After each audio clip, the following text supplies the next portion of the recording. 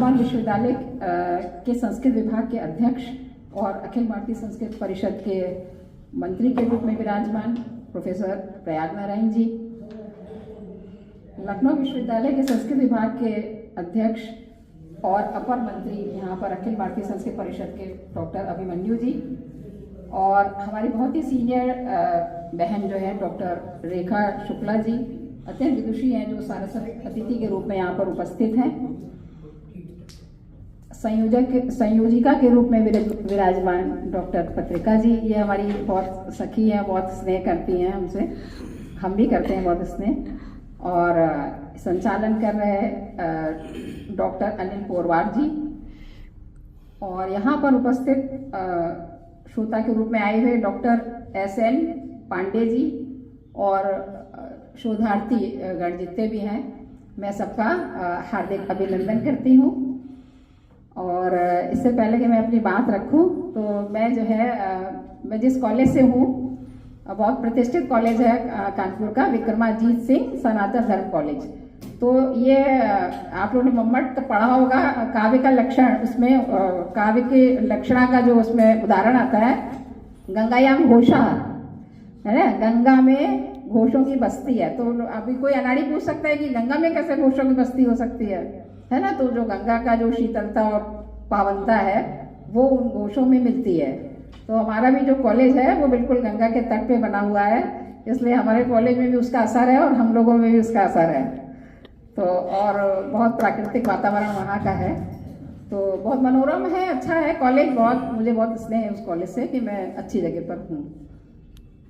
और मेरा एक बस छोटा सा ऐसे ही परिचय है कि मैं ये जो सब पढ़ा वढ़ा गया कुछ नहीं, मैं एक विद्यार्थी हूँ आपकी तरह, क्योंकि हो सकता है बहुत से मामलों में आप लोग जो सामने बैठे हैं मुझसे अधिक जानते हो, इसलिए मुझे विद्यार्थी समझिएगा। तो मैंने जो ये विषय लिया, पूछा था सर ने, प्रयाग सर ने, तो मैंने उन्हें बताया था कि मैं कर्म पे बोलना चाहती हूँ। तो ये विषय बना कि सनातन धर्माभिमत कर्म मीमांसा।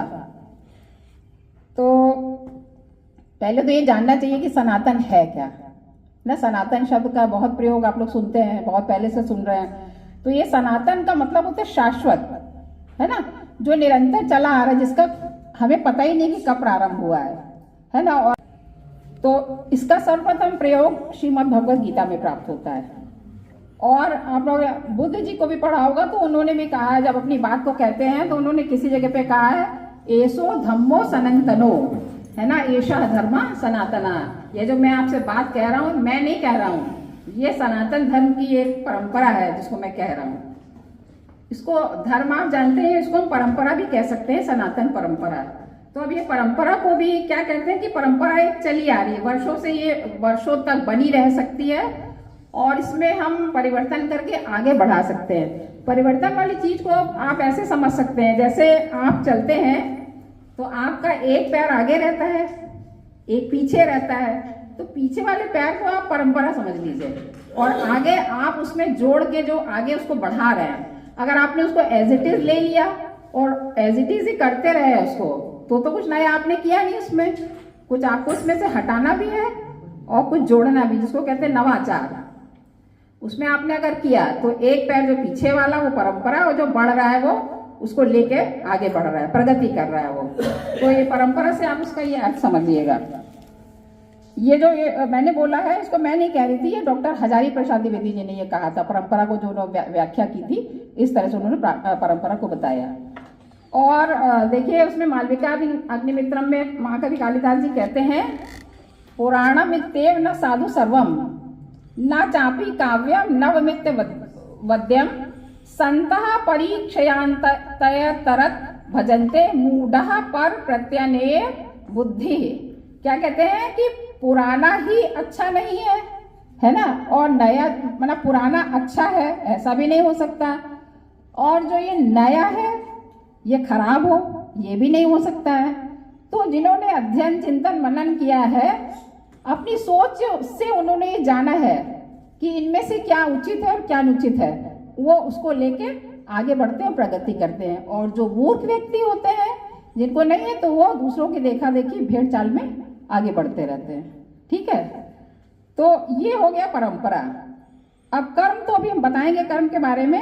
अब सबसे पहले ये मानव जीवन, हम लोग कहते हैं ना कि कार्य है तो कारण भी होगा। अब हम लोग यहाँ भी आए हैं तो कोई कारण होगा, दुनिया में आए हैं तो कोई कारण होगा। तो ये मानव की जीवन का आखिर उद्देश्य क्या है, ये भी तो प्रश्न आने चाहिए ना। प्रश्न जरूर आने चाहिए। अगर प्रश्न नहीं आ रहा है तो कुछ आप लोग सोचिएगा, किसी के अगर प्रश्न नहीं उठते हैं मन में किसी बात के होने के बाद तो कहीं कुछ कमी है ना। तो ये प्रश्न है कि मानव जीवन का उद्देश्य आखिर है क्या। तो हमारे यहाँ प्राचीन भारत में, भारतीय संस्कृति में माना गया कि 4 पुरुषार्थ हैं, धर्म, अर्थ, काम और मोक्ष। तो सनातन परंपरा में जो मोक्ष है वो परम लक्ष्य उसको माना गया है। और भौतिक उन्नति को प्राप्त करना भी।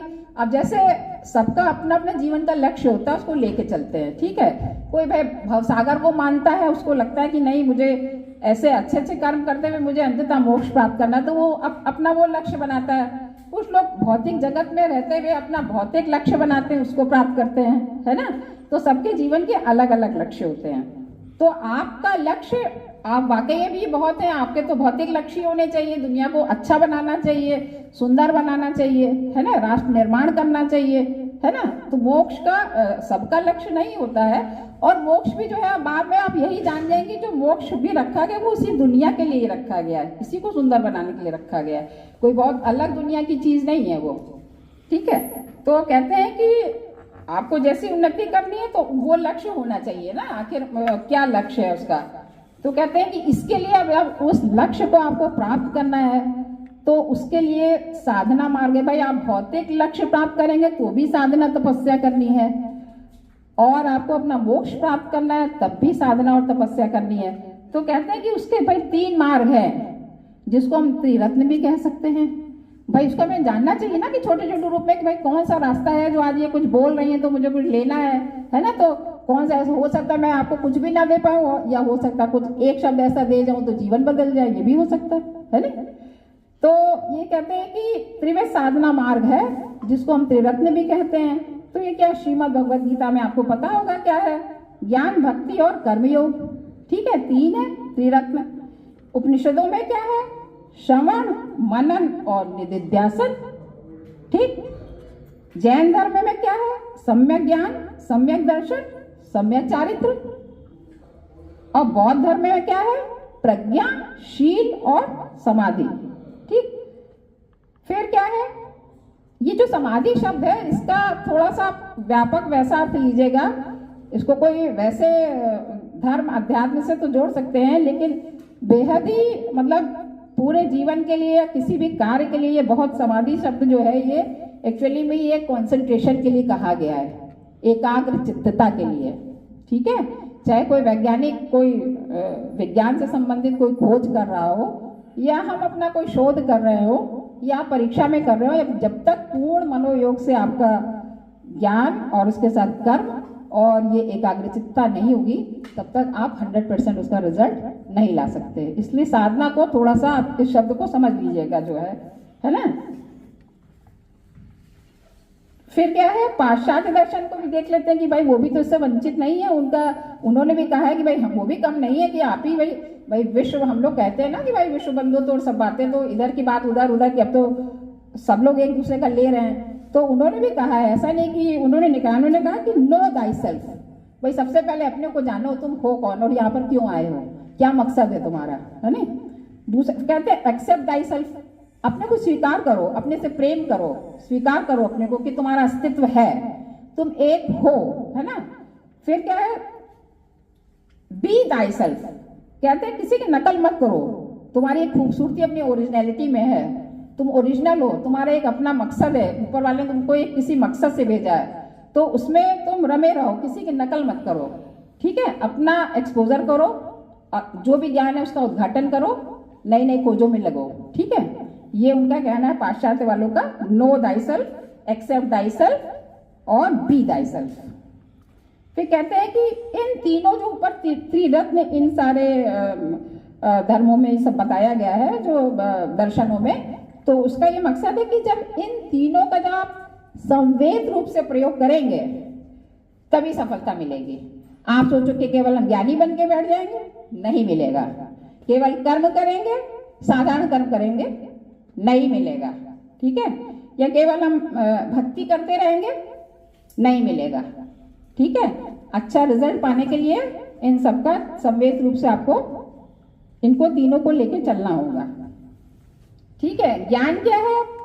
तो कहते हैं कि तब कर्म यंत्र बंधाए सा विद्या या विमुक्तये। कहते हैं कि बंधन का कारण ना हो, जो बंधन का कारण ना बने वही कर्म है। जो कर्म आपको बंधन में बांधे वो कर्म नहीं है। जो कर्म बंधन में ना बांधे वो कर्म है। और क्या कहते हैं, जो है मोक्ष को सिद्ध करने वाली हो, जो मोक्ष तक पहुंचा दे, या हम चलो मोक्ष भी नहीं बोलते, मैं कहते हैं जो मेरे पास है मैंने इस दुनिया को दे दिया, उसको मोक्ष समझिए, ठीक है। आप अगर वहां तक पहुंच जाते हैं तो ये जो विद्या है, ये ज्ञान है, वो मोक्ष को सिद्ध करने वाला हो, ठीक है।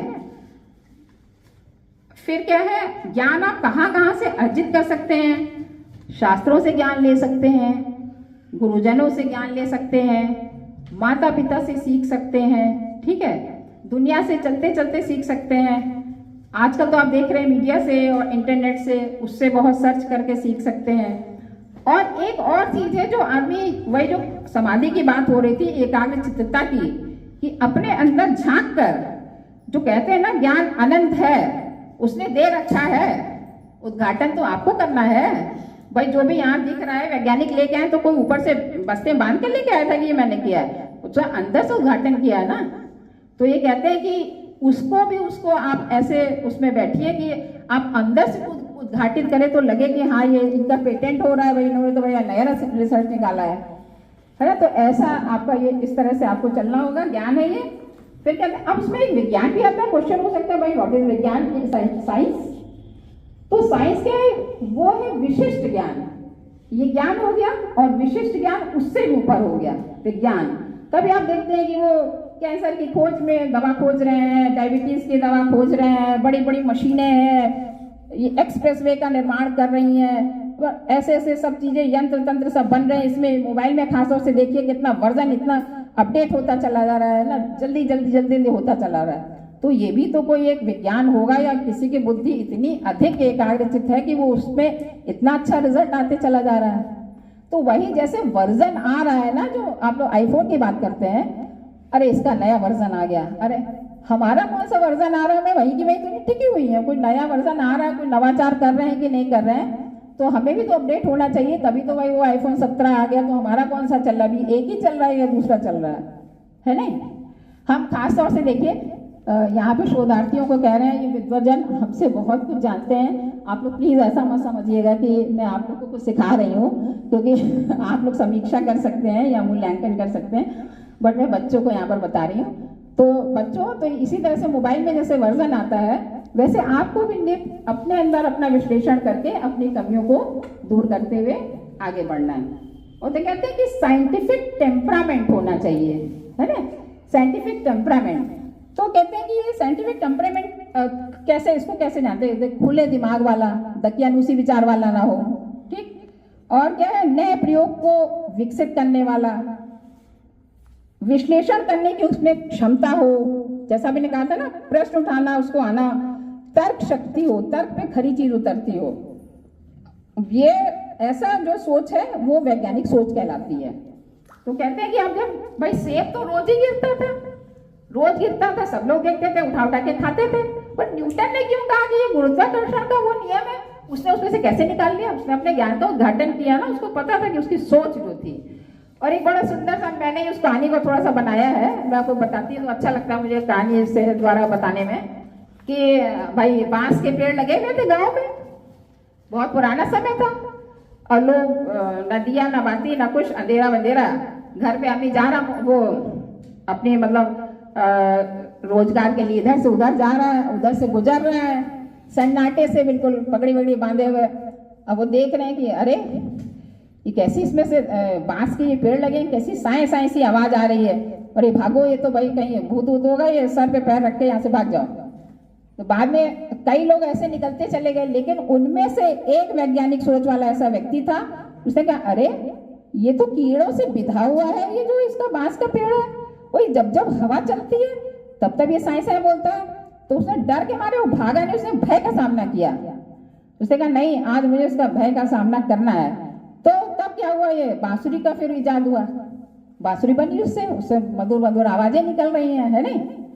तो वो वैज्ञानिक सोच है। मतलब आपको छोटे से उदाहरण से बताया है कि कैसे वैज्ञानिक सोच का इस्तेमाल आप अपने जीवन में कर सकते हैं। फिर क्या है,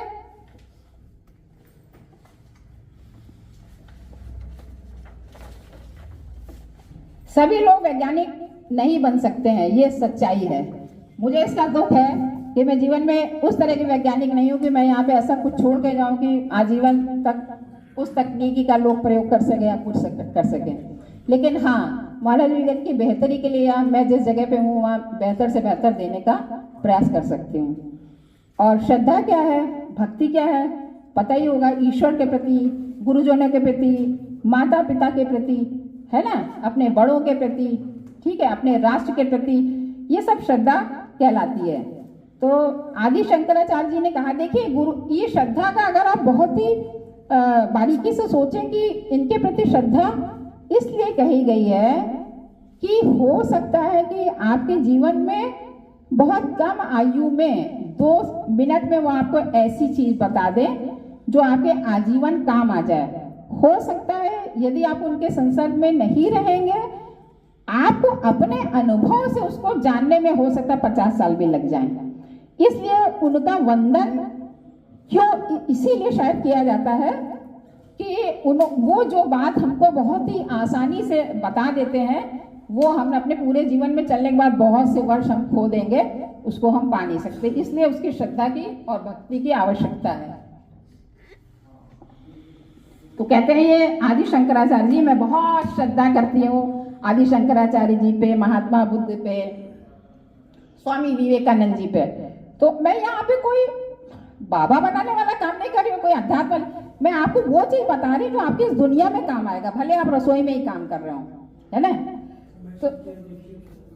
तो ये कहते हैं कि आदि शंकराचार्य जी ने देखिए कहा है, गुरु अष्टकम में कहा है, 8 छंदों में ये कहा है कि गुरु के चरणों में वंदन अगर नहीं किया तो कुछ नहीं किया। कहते हैं कि भौतिक उन्नति सारी प्राप्त कर ली, अगर मोक्ष प्राप्त करना है, आध्यात्मिक उन्नति भी प्राप्त कर ली, और उसके बाद अगर आपने गुरु के चरणों में वंदन नहीं किया, उनके प्रति श्रद्धा नहीं की, तो जीवन व्यर्थ है। तो वो क्या कहते हैं, मैं इसके 2 छंद पढ़ देती हूँ।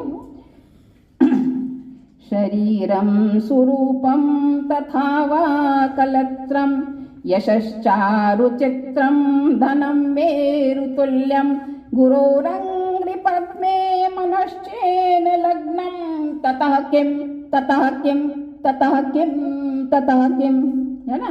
फिर क्या है, कलत्रम धनम पुत्र पौत्रादि सर्वम गृहं बांधवा सर्वमेतद्विजातं गुरोरंग्रिपद्मे मनश्चेन लग्नं ततः किं ततः किं ततः किं ततः किं।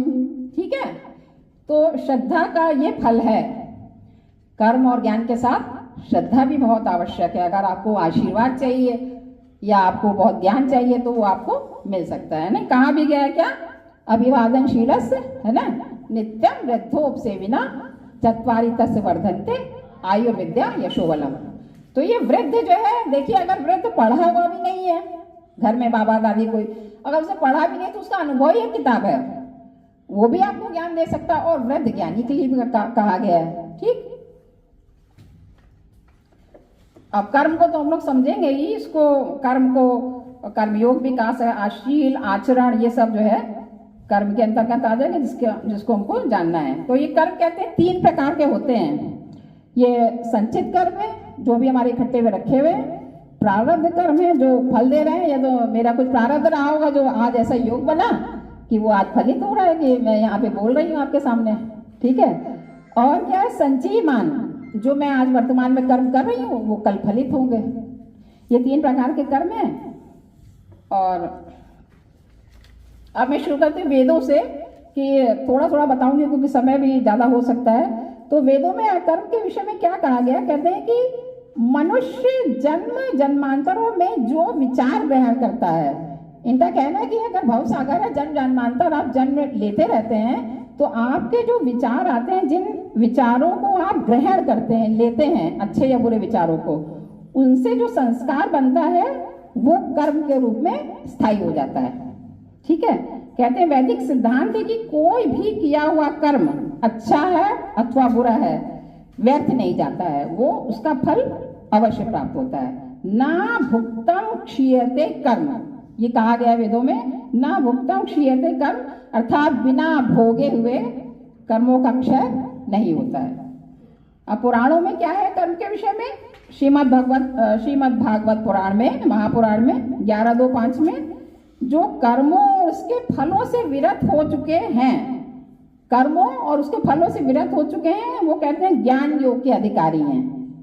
और कहते हैं जिनके चित्त में कर्मों के प्रति आसक्ति है कि मैं ये करूंगा ये मिलेगा, ये करूंगा ये मिलेगा, ये कर्म योग के अधिकारी हैं। और कहते हैं जिनकी मना स्थिति इन दोनों में अर्थात ज्ञान से युक्त कर्म करने में है, वे कर्म योगी कहलाते हैं। और वे ही लोग कल्याण करते हैं, जैसे स्वामी विवेकानंद जी, महात्मा बुद्ध जी, है ना, और भी बहुत अपना पूरा जीवन दे दिया।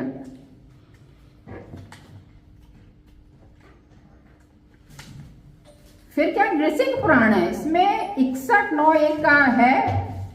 क्या कहा है इन्होंने, कहते हैं कि अभी कोई रथ है ना, और उसमें अश्व नहीं है। अब कोई अश्व है उसमें रथ नहीं लगा हुआ है, ठीक है, तो व्यर्थ गया ना। तो कहते हैं इसी प्रकार से कर्महीन ज्ञान, ऐसा ज्ञान किस काम का जो कर्म के साथ संयुक्त ना हो। और कहते हैं ज्ञानहीन कर्म, कर्महीन ज्ञान, और ज्ञानहीन कर्म जो है व्यर्थ है। इसी प्रकार से विद्या से विहीन अर्थात ज्ञान से विहीन तप, और तप से विहीन विद्या, ठीक है, विद्या विहीन तप और तप विहीन विद्या, विद्या माने ज्ञान, वो निरर्थक है, उसमें तप का होना आवश्यक है। यथा अब जैसे उदाहरण देते हैं नृसिंह पुराण में कि 2 पंखों से क्या पक्षी उड़ता है, ठीक है, वैसे ही ज्ञान और कर्म से मुक्ति मिलती है। आप अगर मुक्ति को ना करें तो भौतिक उपलब्धि आप उससे प्राप्त कर सकते हैं, परीक्षा में उत्तीर्ण हो सकते हैं, ठीक है। अब रामायण पर आते हैं। रामायण में सबसे पहले तो ये है कि रामायण का शब्द सबसे पहले देखिए, उसका जो टाइटल है राम धन अयन, है ना, राम अयन माने मार्ग, राम के मार्ग पर चलना चाहिए। तो इसमें प्राप्त होता है कि जब हनुमान जी ने सीता जी से कहा कि माता मैं आपको प्रभु श्री राम के दर्शन करा सकने में समर्थ हूं, मैं तुरंत करा सकता हूं, तो सीता जी ने कहा, क्या कहा कि हमारे राघव जो है महाबाहु हैं, वे अपनी सेना के साथ आएंगे, पराक्रम से रावण का वध करके मुझे ले जाएंगे, ठीक है। उनको ऐसा कोई जादू वाला कोई काम नहीं पसंद है, कर्म करके तभी मैं उसको प्राप्त करना चाहती हूँ, ठीक। फिर क्या है, मर्यादा पुरुषोत्तम राम ने साधारण मनुष्य की तरह कर्म करके, क्या उन्होंने कोई उसमें ऐसा कुछ चमत्कार दिखा के कुछ रावण को विजय प्राप्त की थी? बिल्कुल भी नहीं। एक साधारण व्यक्ति कैसे चलता है और कैसे जीवन में सफलता प्राप्त कर सकता है, और उसको प्राप्त करने में किन किन लोगों की आवश्यकता हो सकती है। हम कोई काम कर रहे हैं, उसके निष्पादन के लिए मैं अकेले अगर नहीं कर पा रही तो मुझे किसको जोड़ना है ना, तो उसके साथ टीम वर्क जो होता है वो, उसके लिए उन्होंने बहुत दिमाग चलाया और सारी चीजें उस पर वो चले। तो इसमें यह है कि साधारण मनुष्य की तरह वो कर्म करते रहे और उन्हें मार्ग दिखाया कि इस कर्म के मार्ग द्वारा ही भव सागर को भी प्राप्त किया जा सकता है। अब चूंकि रामायण की बात है, लेकिन अब उत्तर रामचरितम भी का भी यहाँ जोड़ देते हैं, बाद में नहीं बताएंगे। इसके साथ ही रामायण के साथ जोड़ देते हैं कि महाकवि जो भगवती जी को आप लोगों ने पढ़ा हुआ था रामचरितम, तो कहते हैं कि उसके पहले में कि ऋषि वशिष्ठ जो है वहाँ पे बहुत बड़ा यज्ञ हो रहा था, पटरानियां वहाँ गई हुई थी और यहाँ पर सीता जी और राम जी थे। तो उन्होंने वशिष्ठ ने जो है अष्टावक्र ऋषि के द्वारा उनको सूचना पहुंचाई कि जाइए राम से ये कह दीजिए, क्या कहिए कि आप तो पहले सीता का ध्यान रखिए, ये बोला। फिर बोले कि राम प्रजा के संतोषण में निरत हो जाओ, है ना, ये है कि तुम बिल्कुल उसमें लग जाओ उससे यश होता है और सूर्यवंशियों का यश ही जो धन है। तो राम क्या कहते हैं, तुरंत उनको जवाब देते हैं कि स्नेहम दयाम च सौख्यम च यदि वा जानकी मपी। अब यहाँ पे कोई स्त्रीवादी व्यक्ति कह सकता है कि भाई ये तो बड़ा खराब है कि वो सीता उनके लिए इतना वो, लेकिन आप यहाँ सोच के देखिए कि सबसे प्रिय चीज और सबसे बहुमूल्य चीज क्या कहेंगे, व्यक्ति के लिए जो अगर कह रहा है, सबसे बहुमूल्य जो उसके जीवन के लिए जो व्यक्ति है, जिससे उसका जीवन ही निरर्थक हो जाएगा, उसके अगर देने की बात करता है या उसे छोड़ने की बात करता है, तो सोचिए वो बहुत बड़ी बात कह रहे हैं। बाकी अर्थ लेने के लिए तो बहुत सारी चीजें हैं कि आप कुछ भी अर्थ ले सकते हैं। तो लिखा है स्नेहम दयाम च सौख्यम च यदि वा जानकी मपि आराधनाएं लोका नाम मुंचतो नास्ति में व्यथा। लोक के अभिवंदन के लिए, प्रजा के अनुरंजन के लिए प्रेम, मेरा प्रेम जो सीता के प्रति है, दया, सुख और जनक तनया सीता को छोड़ते हुए भी मुझे पीड़ा नहीं होगी। अर्थात मेरी प्राथमिकता में लोक रंजन है, अपनी प्रजा की रक्षा करना है, राष्ट्र की रक्षा करना है। तो लेकिन क्या है, राम निष्ठुर नहीं है। अगर हम सोचे कि राम निष्ठुर है, राम निष्ठुर नहीं है, क्योंकि ने एक पत्नी का व्रत रखा था। उस समय बहुत सारी पटरानियां होती थी, तो वो निष्ठुर नहीं हो सकते, वरना वो दूसरी पत्नी ले आते। ठीक है, तो कहते हैं कि वो राम की जो करुणा है उसको भवभूति जी ने कितने अच्छे से बताया है। उसको अगर आप उस पद को पढ़ेंगे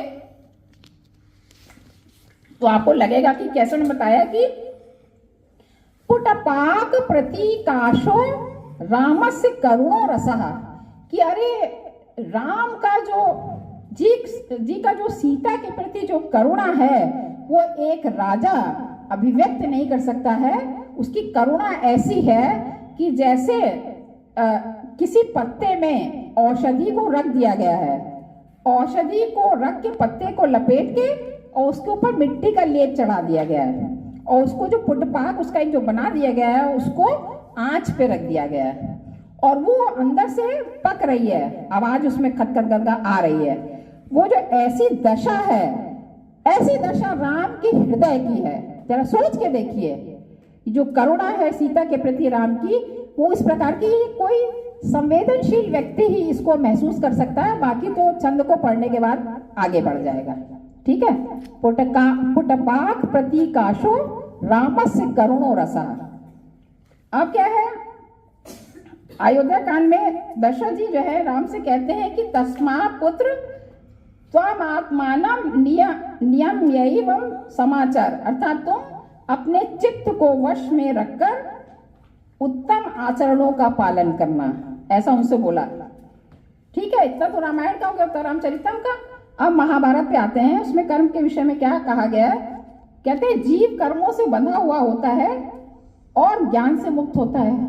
कर्मों से बंधा होता है और ज्ञान के द्वारा मुक्त हो जाता है। जन्म मृत्यु के चक्र से मुक्ति केवल कर्म के फल के समाप्त होने पर, जब कर्म का फल समाप्त, कोई भी हम अगर कर्म, जो लोग भी बड़े बड़े ऋषि महर्षि हुए, जो या आज भी जो योगी ज्ञानी लोग हैं, जो लोग समाज को दे रहे हैं, तो उनके तो देने वाली स्थिति में है ना, लेने वाली स्थिति में तो है नहीं, तो उनका कर्म कट चुका है। तो कहते हैं कि फल के समाप्त होने, कहते हैं कर्म के फल के समाप्त होने से ही क्या कहते हैं, मुक्ति होती है। जन्म मृत्यु के चक्र से मुक्ति तभी होती है जब कर्म के फल के समाप्त होने से ही होती है। जब सारे कर्म कट जाते हैं तभी मोक्ष प्राप्त होता है। ऐसा हमारे दर्शन में माना गया है, महाभारत में ये मिलता है। और कहते हैं कि उद्योगी बनो, वृद्धों की उपासना करो, उनसे अनुमति लो और नित्य वृद्धों और ज्ञानियों से कर्तव्य पूछो कि आखिर मेरा कर्तव्य क्या है, मुझे क्या करना चाहिए और क्या नहीं करना। ये सौप्तिक पर्व है 2:22 उसमें मिलता है। अनुशासन पर्व में क्या है, 6ठे अध्याय में, 6ठे अध्याय के प्रारंभ में प्राप्त होता है। युधिष्ठिर भीम से प्रश्न पूछते हैं, क्या किसी व्यक्ति के जीवन का मार्ग पहले से ही निर्धारित है, अथवा क्या मानव का प्रयास उसके जीवन को आकार दे सकता है। तो भीष्म कहते हैं कि भविष्य स्वतंत्र इच्छा से प्राप्त नहीं होता है। कहते हैं वर्तमान मानव के कर्मों का फल है, यह मानव के पिछले व्यवहार का ही कार्य है। कहते हैं आदि पर्व में प्राप्त होता है। अच्छे कार्यों के साथ अभिमान होने पर, मान लीजिए हम बहुत अच्छे कार्य कर रहे हैं तो हमें लगता है हम ही कर सकते हैं, कोई दूसरा नहीं कर सकता है, और अभिमान आ जाता है कभी कभी। अभिमान आ जाता है तो कहते हैं कि अभिमान आने पर सत्कार्य, उसका जो आपने सत्कार किया उसका अच्छा फल नहीं होता है। मुझे यहीं पे स्मरण आ रहा है कि मैंने पढ़ा था कि महात्मा बुद्ध के जो शिष्य थे, क्या नाम था उनका, आनंद, और महावीर स्वामी जी के जो शिष्य थे उनका क्या नाम था, इंद्रभूति। तो कहते हैं इन दोनों को ही ज्ञान का अहंकार आ गया था कि नहीं मुझे तो बहुत आता है, तो कहते हैं अपने जीवन काल में इन्होंने निर्वाण नहीं प्राप्त किया था इन लोगों ने, है ना। ये दोनों का एक बहुत बड़ा उदाहरण है। किसी भी कारण से आपके मन में अगर अहंकार आ जाए पर प्रतिष्ठा या ज्ञान के प्रति, तो इन दोनों इंद्रभूति जी को, आनंद जी को याद कर लीजिएगा, ठीक। तो कहते हैं नश्यन्ति मानेन तमो अभिभूता पुंसा सदैवेति वदंती संतः, ठीक है, अभिमान नहीं करना चाहिए।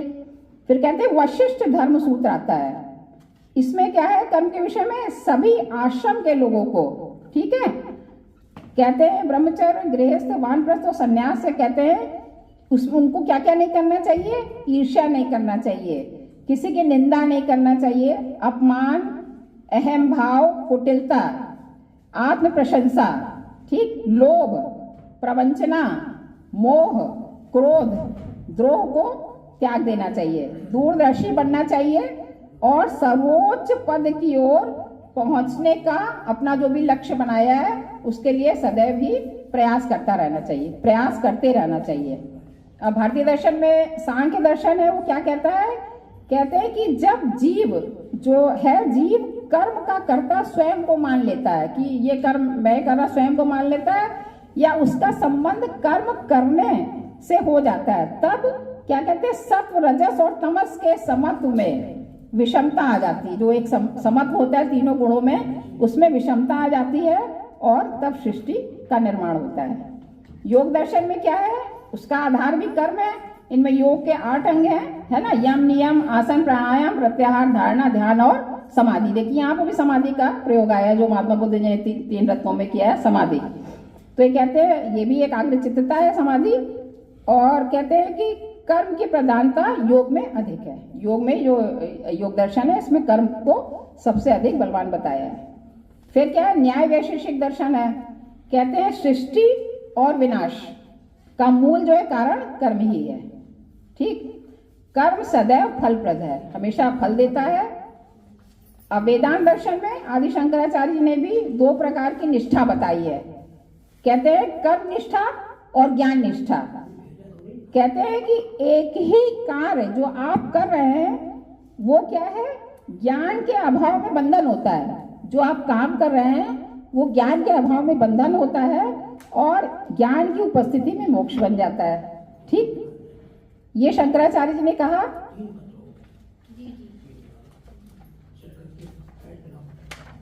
और कहते हैं कि सांसारिक जीवन के लिए शंकराचार्य जी ने कर्म का विधान किया। कहते हैं कर्म से चित्त की शुद्धि होती है, और क्या है, निष्काम कर्म मानव के लिए कल्याणकारी है। शरीर की स्थिति पूर्णतः कर्म पर ही आधारित है। उसका उदाहरण देते हैं कि जनक आदि, है ना, समान ज्ञानी भी जो है जीवन भर उन्होंने कर्म किया, ठीक। अब विशिष्टाद्वैत दर्शन है, कहते हैं ना कि जैसे समुद्र है, इस तरह से मान लो ब्रह्म है या ब्रह्मांड है, उसमें हर उसी के अंदर व्यक्ति है, हम लोग सब उसी में ही हैं, लेकिन सबकी अपनी प्रेजेंटेशन, अपनी खूबसूरती सब अलग अलग दिख रही है। कैसे दिख रही है, जैसे समुद्र है उसमें लहर अपनी उठती है जाती है, तो सबका अपना अपना फंक्शन उसमें है, तो एक होते हुए भी अपनी अपनी पहचान सबकी है। तो इसी प्रकार से हम लोग की भी सबकी अपनी पहचान अपने कर्मों द्वारा होनी चाहिए। तो विशिष्टाद्वैत दर्शन में रामानुजाचार्य जी ने कहा है कि कर्म से चित्त की शुद्धि, चित्त की शुद्धि से ब्रह्म की जिज्ञासा, अतः ज्ञान प्राप्ति से पूर्व कर्म का अनुष्ठान अत्यंत ही आवश्यक है। मध्वाचार्य जी ने द्वैत वेदांत में कर्म को 10 पदार्थों में से एक माना है।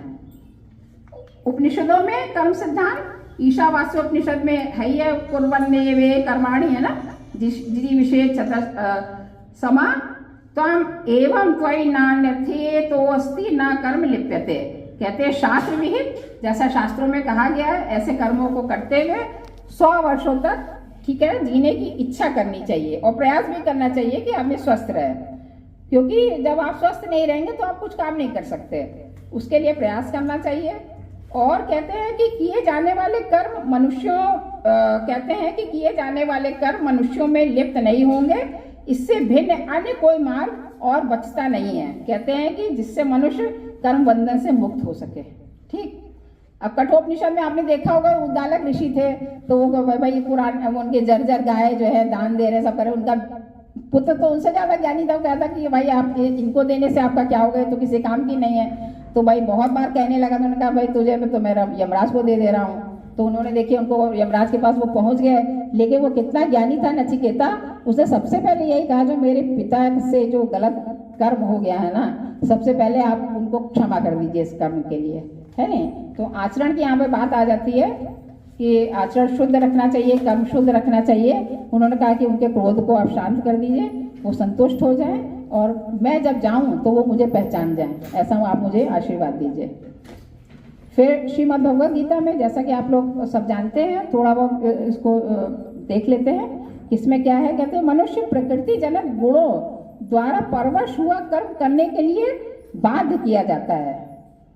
तो कहते हैं कि श्री कृष्ण जी अर्जुन से कहते हैं कि जो मनुष्य मन से इंद्रियों से को वश में करके, मन और इंद्रियों को वश में करके अनासक्त हुआ समस्त इंद्रियों द्वारा कर्म योग का आचरण करता है। अभी योग आप कहेंगे कि इन्होंने गीता में योग शब्द क्यों जोड़ दिया है ना। योग का मतलब है कि आसक्ति रहित जो तुम कर रहे हो, ये सोचो ईश्वर के लिए कर रहे हो। तो ये जो योग जुड़ गया ना, वो ईश्वर से जुड़ गया कि भाई मैं तो वही कर रहा हूँ, मैं तो एक माध्यम हूँ, कराने वाला तो ऊपर वाला है, तो मुझे मैं कर रहा हूँ। तो इसलिए योग शब्द यहाँ पे गीता में कर्म योग हो गया। तो कहते हैं हे अर्जुन, तुम शास्त्र विहित कर्तव्य कर्म को करो, क्योंकि कर्म ना करने से कर्म करना ही श्रेष्ठ है, तथा कर्म ना करने से शरीर का निर्वाह भी चलेगा नहीं। तो कहते हैं कि जो मनुष्य परंपरा से प्रचलित सृष्टि चक्र के अनुकूल कर्तव्य का पालन नहीं करते हैं, वह भोगों में रमण करने वाले पाप की तरह से वो अपना जीवन व्यतीत करते हैं, पाप को वो भोगते हैं।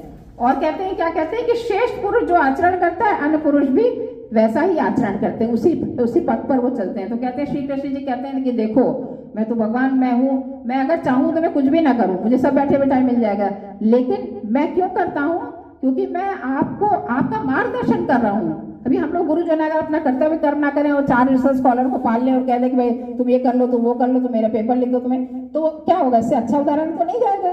50 पीढ़ियां यही काम करेंगी जो हमने किया है। ठीक, अपना कर्तव्य तो अपना काम अपने आप करना चाहिए, तो उससे वो सीखेंगे। श्रेष्ठ पुरुष जो जो आचरण करते हैं, तो कहते हैं देखो अर्जुन, मुझे इसीलिए कर्म करना पड़ा, मैं चाहूँ तो ना करूँ, क्योंकि मुझे पता है कि मेरा अनुकरण लोग कर रहे हैं, इसलिए मैं कर्म में लगा हुआ हूँ।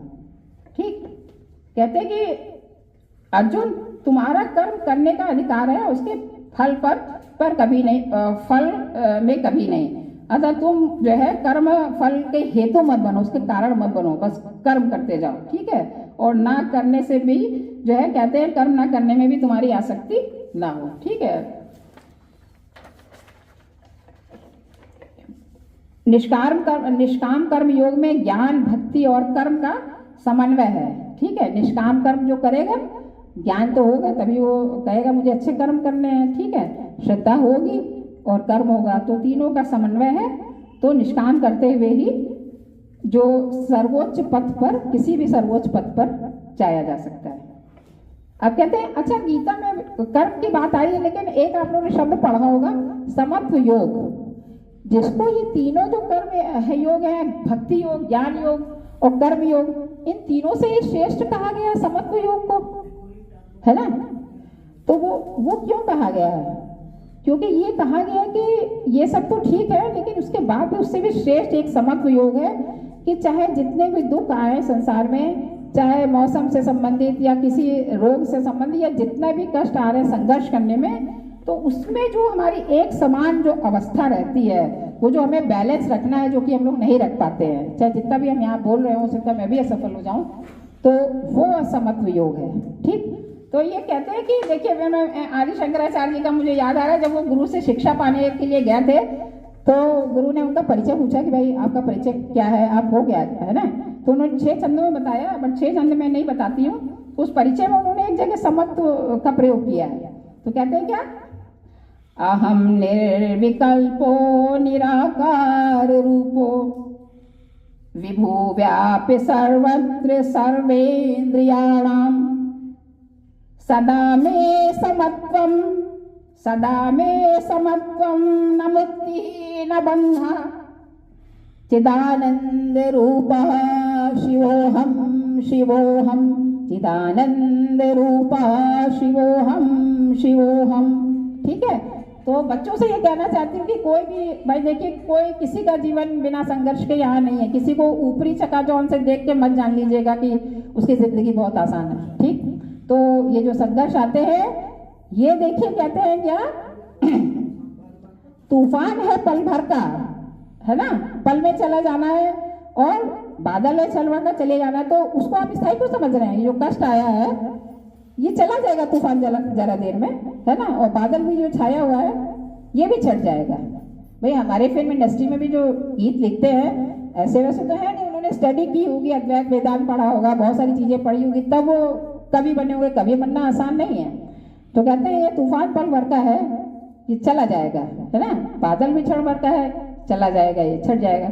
तो ये कहते हैं कि उससे आपको बिल्कुल भी विचलित नहीं रहना है और समत्व योग में रहना है। और एक और शब्द आता है जो आसानी से समझा देते हैं कि एक शब्द आता है इसमें गीता में, स्थित प्रज्ञ, है ना। बहुत सारे क्वेश्चन, स्थित प्रज्ञ क्या है, स्थित प्रज्ञ क्या है। तो हम दिखा रहे हैं आपको, जो मैं अपने को हो सकता बहुत दिखा रही हूँ कि अंदर से हो सकता मैं वैसी ना हूँ। ठीक, तो कहते हैं ये जो बाहर जो दिखा रहे हो अच्छा मैं ये, वो संतुलन तुम्हारे अंदर भी है कि नहीं है? ईर्ष्या, द्वेष, क्रोध, है ना, ये सब चीज। तो कहते हैं वो कोई नहीं देख रहा है, वो सिर्फ तुम देख रहे हो। अगर वो अंदर से तुमने समाप्त कर दिया है तो स्थित प्रज्ञ की अवस्था में तुम चले गए। ठीक है, तो इसको अच्छे से समझ लीजिए। 3 इनके योगों के कर्म योग, ज्ञान भक्ति, समत्व योग और स्थित प्रज्ञ। ठीक, अब क्या है जैन दर्शन में क्या है कर्म के विषय में, बहुत मैं कम थोड़ा अध्ययन कर पाई हूँ। क्या है इसमें, इस दर्शन में कर्म की बहुत प्रतिष्ठा है। जैन दर्शन के अनुसार कर्म पौद्गलिक है, जगत और शरीर के साथ जीव का संबंध कर्म के द्वारा ही होता है। ठीक है, तत्वार्थ सूत्र पंचास्तिकाय 6.3.11 में कहा है कि पुण्य कर्मों से आत्मा पर शुभ और पाप कर्मों से अशुभ संस्कार पड़ता है। और उत्तराध्ययन सूत्र 1 है, उसमें दर्शन के बिना ज्ञान नहीं, जिसमें ज्ञान नहीं तो आचरण भी नहीं। ठीक है, आचरण के अभाव में आसक्ति से मुक्ति नहीं है। फिर वो तो आप छोटी छोटी चीजों में बंधन बंधोगे, मुझे ये चाहिए वो चाहिए, है ना। तो साधन में मत अटकिए। साध्य तक जाने के लिए अगर मिनिमम साधन भी मिल रहा है उसको ले लीजिए। ठीक है, और जो लक्ष्य बनाया है वो प्रमुख लक्ष्य है, वो किसी मार्ग से जाइए, कैसे जाइए।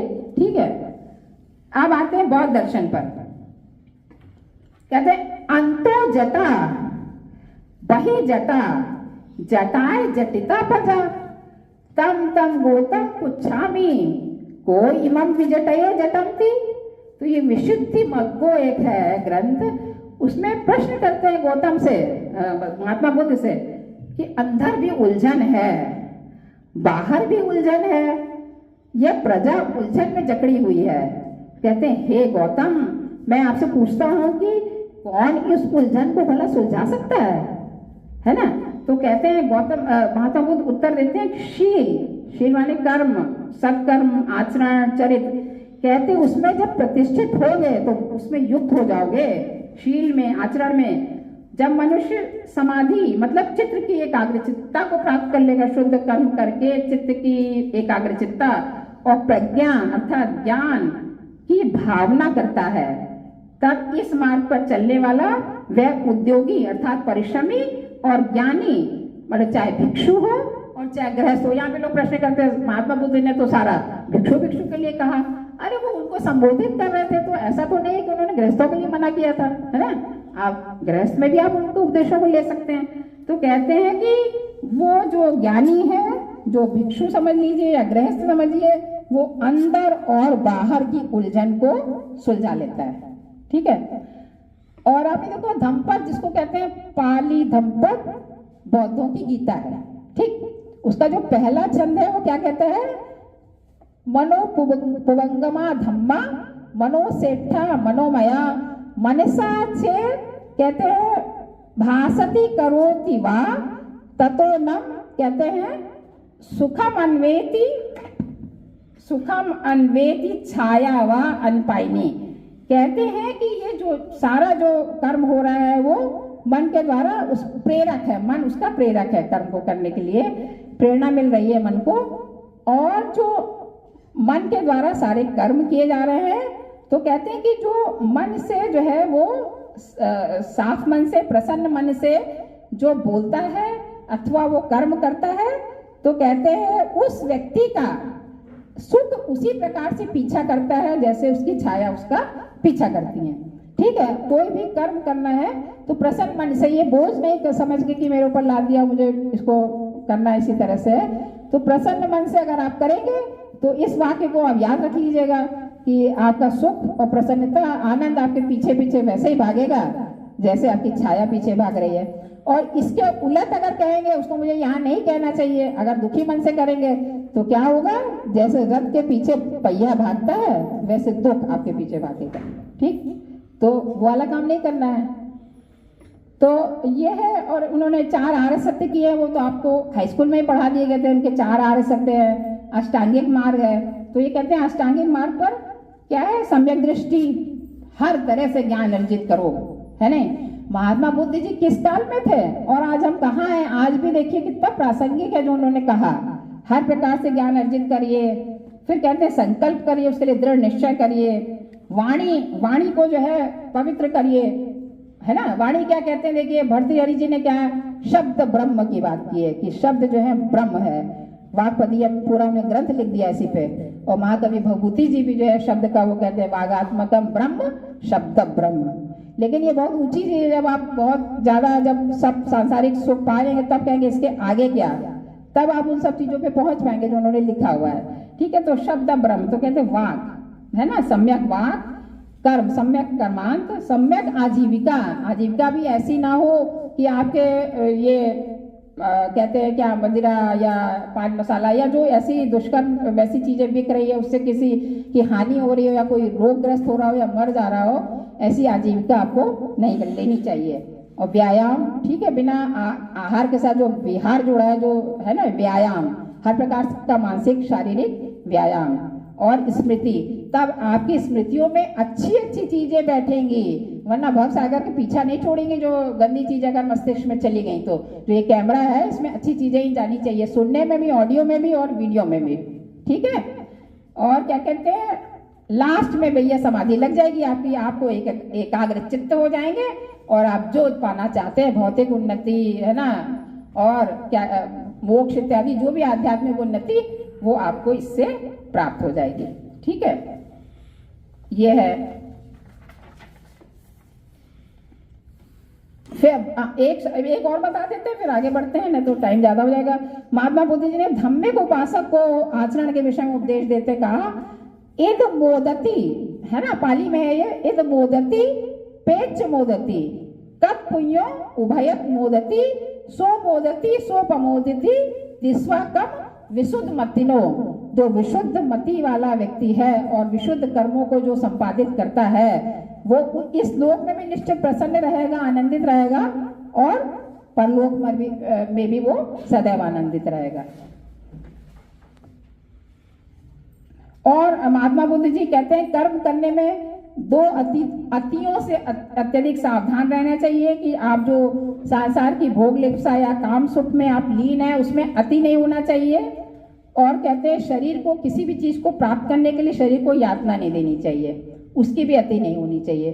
तो अतियों का अंत होना चाहिए, है ना। तभी वो मध्यम मार्ग की बात करते हैं कि भिक्षु मध्यम प्रतिपदा का सेवन करो।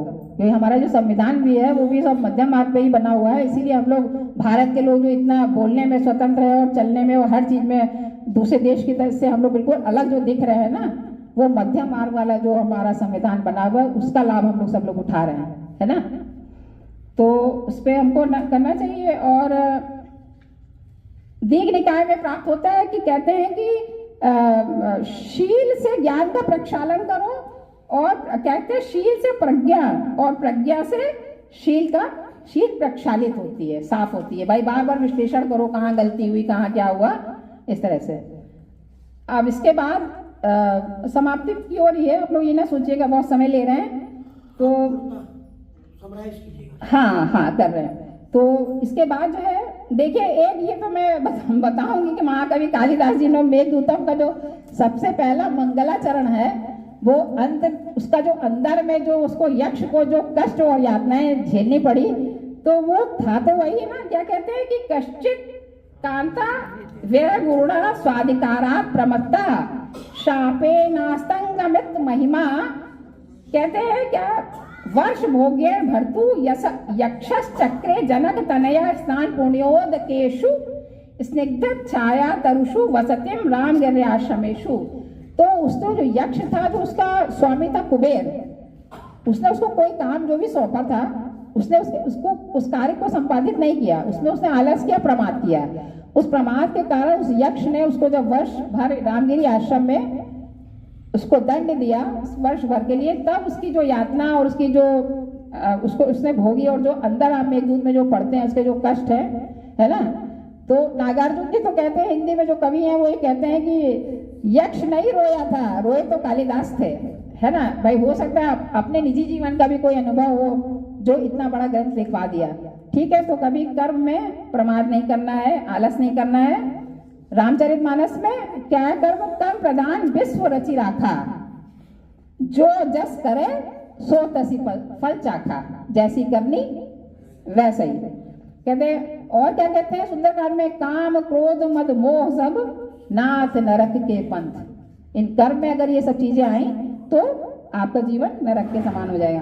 कबीरदास जी कहते हैं, शीलवंत सबसे बड़ा, सब रत्नन की खान, तीन लोक की संपदा, रही शील में आन। ठीक है, शुद्ध कर्म, आचरण शुद्ध, तो तीन लोकों की संपदा को आप प्राप्त कर सकते हैं। और स्वामी विवेकानंद जी का जीवन देखिए, है ना। उनके जो गुरु थे रामकृष्ण जी, उन्होंने कहा, देखो नरेंद्र, मैंने तो अच्छा नहीं किया, मैंने अपनी मुक्ति के लिए केवल जिया, मैं मुक्ति प्राप्त कर रहा हूँ, लेकिन तुम ऐसा मत करना, मुझे अब पता चल रहा है कि मैंने गलत किया। तुम्हारे पास जो भी ज्ञान है तुम इस दुनिया को दो। जब देखो भयंकर प्लेग फैली थी, उन्होंने लोगों मानव सेवा की, सेवा में रत है। बाद में विवेकानंद जी ने कहा, स्वामी विवेकानंद जी ने, कि मुझे ऐसी मुक्ति नहीं चाहिए जो केवल मेरे लिए हो, मुझे ऐसी मानव सेवा करने के लिए 100 वर्षों का जीवन भी कम है, मुझे बार बार जन्म लेना पड़े तो मैं लोक के लिए, लोक की सेवा के लिए सदैव ही तत्पर रहूंगा। और ऐसा उनको आशीर्वाद मिला, उन्होंने ऐसा किया भी।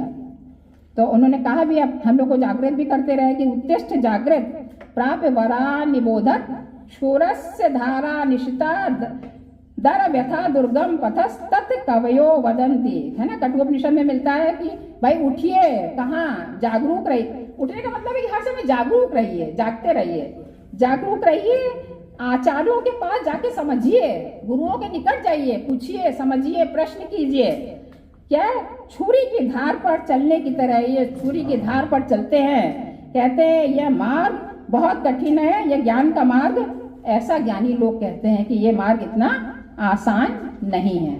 ठीक है, समाप्त कर रहे हैं। अब जैसे इसमें ले लेते हैं, भाई देखिए ये जो सनातन परंपरा है ये आदि से चली आ रही है, अनादिकाल, जो हमको पता नहीं है और कहाँ तक जाएगी।